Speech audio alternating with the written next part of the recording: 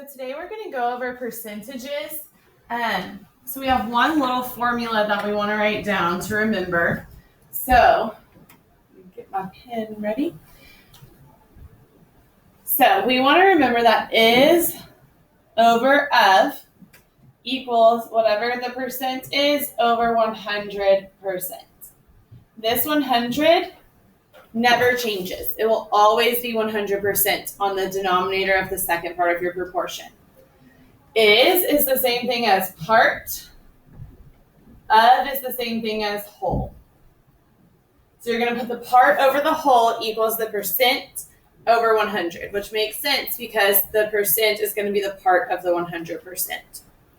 So here are our steps to solve. Number one, we set up a proportion.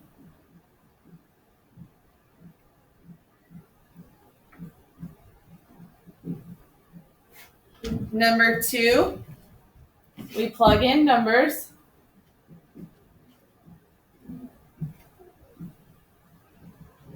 Remember that 100% is always on bottom.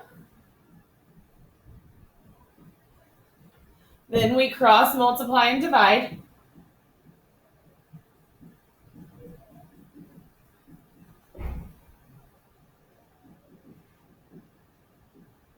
And then your last step is to round to the hundredths place.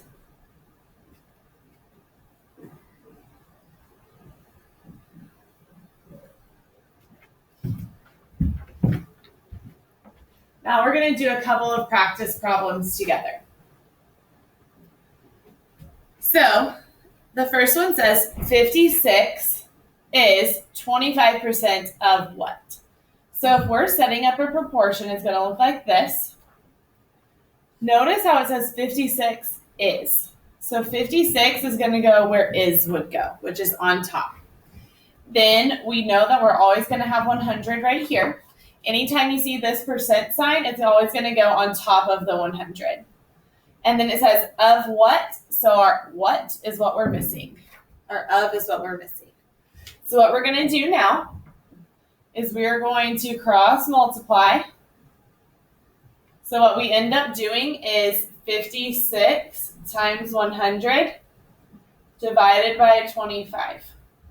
And if you solve that out, you get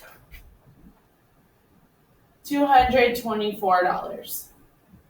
Should be your final answer. All right, number two. 33 is what percent of 74? So once again, we're going to set up our proportion. Then we're going to plug in our numbers. So we have 33 is what percent of 74?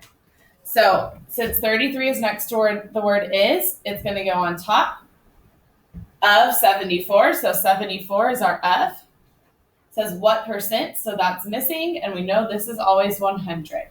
So what you're going to do with these these numbers is you're going to cross multiply. So you're going to end up doing 33 times 100 divided by 74. When you plug that into your calculator, you're going to get a kind of long answer. But when we round to the nearest hundredths place, it's going to be 44.59% is your final answer. All right, so let's look at number three. It says, what is 63% of 89? So we're going to set up another proportion. Now, it says, what is? So that tells me that my is missing. Of 89, so 89 is underneath, 63%, and then 100. So here we're going to go slightly different because we're going to end up multiplying 89 by 63 and then dividing by 100.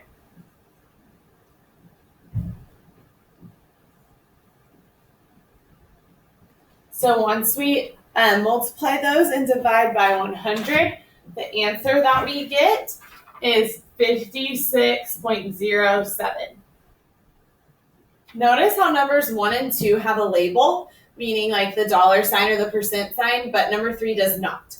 The reason that it does not is because it's not labeled in our original problem.